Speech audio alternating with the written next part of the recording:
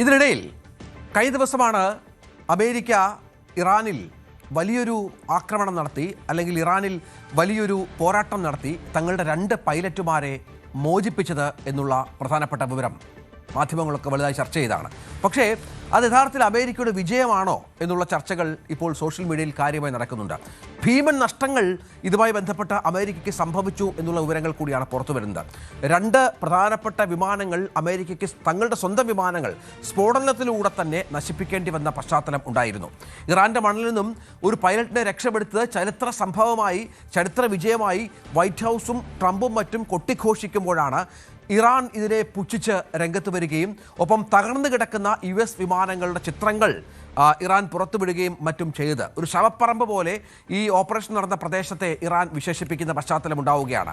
Islamic revolutionary guard corps ഈ വിമാനങ്ങളുടെ ചിത്രങ്ങൾ വെച്ചുകൊണ്ടാണ് അമേരിക്കയെ പരിഹസിക്കുകയും മറ്റും ചെയ്യുന്നത്. വലിയ നഷ്ടം അമേരിക്കയ്ക്ക് സഹിക്കേണ്ടി വന്നു എന്നാണ് ഇതുമായി ബന്ധപ്പെട്ട് മനസ്സിലാക്കേണ്ടത്. ആ ചിത്രങ്ങൾ കൂടിയാണ് ഇപ്പോൾ പ്രേക്ഷകർ കണ്ടുകൊണ്ടിരിക്കുന്നത്. US തങ്ങളുടെ 2 പൈലറ്റുമാരെ രക്ഷിക്കാനായി അവർ സുഖമായിരിക്കുന്നു എന്നൊക്കെ പറയുമ്പോഴും ഉണ്ടായ നഷ്ടം അതിഭീമമാണെന്നാണ് പുറത്തു വരുന്ന റിപ്പോർട്ടുകൾ. ഇതിനെ തുടർന്നാണ് കഴിഞ്ഞ ദിവസം മോശമായ പദപ്രയോഗങ്ങൾ കൊണ്ട് ഇറാനെ വിശേഷിപ്പിക്കുന്ന അസഭ്യം പറയുന്ന രീതിയിലേക്ക് ട്രംപ് എത്തിയത് എന്നുള്ള ഏറ്റവും പ്രധാനപ്പെട്ട ഒന്ന്. അതിന് കാരണമായി പറയുന്നത് യുദ്ധം 6 ആഴ്ച പിന്നിടുമ്പോൾ ട്രംപ് ഭരണകൂടത്തിൻ്റെ പ്ലാൻ അനുസരിച്ചല്ല കാര്യങ്ങൾ നീങ്ങുന്നത്. ട്രംപ് വിചാരിച്ചതുപോലെ ഒരു ആഭ്യന്തര ഭരണകൂട തകർച്ച ഇറാനിൽ ഉണ്ടായിട്ടില്ല എന്നും വിമർശകർ ചൂണ്ടിക്കാണിക്കുന്ന പശ്ചാത്തലം ഏറ്റവും പ്രധാനപ്പെട്ട ഒന്നാണ്. രക്ഷാപ്രവർത്തനത്തിനിടെ തകർന്നു വീണ യുദ്ധവിമാനങ്ങൾ എന്തൊക്കെ പറഞ്ഞാലും ഈ വിജയങ്ങളുടെ മാറ്റു കുറയ്ക്കുന്നു എന്നും വിമർശകർ പറയുന്ന സാഹചര്യം പ്രധാനമാണല്ലോ. അജയ്, ഇതിപ്പോൾ വലിയ വിജയമാണ് എന്ന് ട്രംപ് പറയുന്നുണ്ട്, പക്ഷേ അതൊന്നും യാഥാർത്ഥ്യമായി ചിത്രീകരിക്കപ്പെടുന്നില്ല. നിരവധി വിമാനങ്ങൾ നഷ്ടപ്പെടുന്നു, ഹെലികോപ്റ്റർ അടക്കം വീഴുന്ന അവസ്ഥയുണ്ടാകുന്നു. ഇറാന് അവരുടെ ആണവശേഷി നാവികശേഷി അടക്കം നശിപ്പിച്ചു എന്ന് പറയുമ്പോഴും അവർക്ക് അമേരിക്കയുടെ വലിയ മികച്ച വിമാനങ്ങളെ തകർക്കാനുള്ള അവസരങ്ങൾ കൂടി ഒരുക്കുകയാണ് പലപ്പോഴും.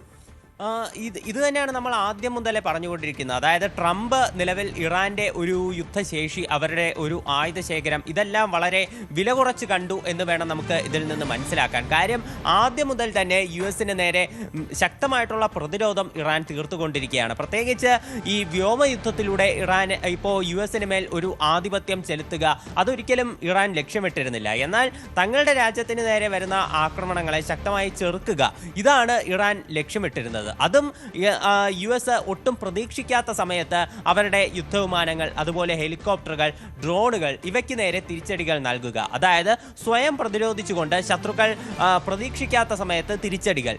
ഈ ഒരു തന്ത്രമാണ് ഇറാൻ ആദ്യം മുതൽ തന്നെ മെനഞ്ഞുകൊണ്ടിരുന്നത്. അപ്പോൾ ഇതിൻ്റെ ഭാഗമായിട്ട് ശക്തമായിട്ടുള്ള ഒരു നാശനഷ്ടങ്ങൾ US-ന് ഉണ്ടായിട്ടുണ്ട് എന്ന് വേണം മനസ്സിലാക്കാൻ. അപ്പോൾ ഇറാൻ്റെ കാര്യവും നമുക്ക് വെറുതെ മറന്നു കളയാൻ കഴിയില്ല. കാരണം ഇറാനിലും ശക്തമായിട്ടുള്ള നാശനഷ്ടങ്ങൾ ഉണ്ടായിട്ടുണ്ട്. അവരുടെ നിരവധി ആയുധ ശേഖരങ്ങൾ ഉൾപ്പെടെ ബങ്കർ ബസ്റ്റർ ബോംബുകളും അതുപോലെ നിരവധി ആയുധങ്ങൾ ഉപയോഗിച്ചുകൊണ്ട് US നശിപ്പിക്കുന്ന ദൃശ്യങ്ങളടക്കം പുറത്തു വന്നിരുന്നു.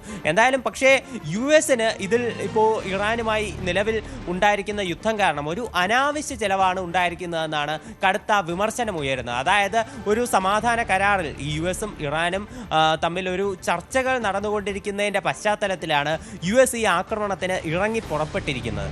അപ്പോൾ ഈ ചർച്ചകളിലൂടെ പരിഹരിക്കാവുന്ന ഒരു കാര്യത്തെ ആക്രമണത്തിൽ കൊണ്ടെത്തിച്ചു എന്നതാണ് പല ആളുകളും US-നെതിരെ ഉയർത്തുന്ന ഒരു വിമർശനം.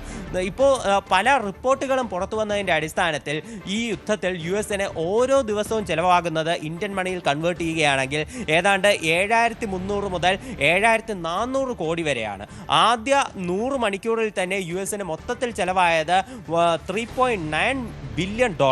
അതുപോലെ ഇപ്പോൾ ഏതാണ്ട് ഏപ്രിൽ എത്തി നിൽക്കുമ്പോൾ യുദ്ധത്തിൽ US-ന് ചെലവായിട്ടുള്ളത് ഏതാണ്ട് $37 ബില്യൺ ഒരു ചെലവുകളാണ് US-ന് വന്നിട്ടുള്ളത്. ഇത് ഇന്ത്യൻ മണിയിലേക്ക് കണക്കാക്കുമ്പോൾ ഏതാണ്ട് 4 ലക്ഷം കോടിയോളം തുക വരും.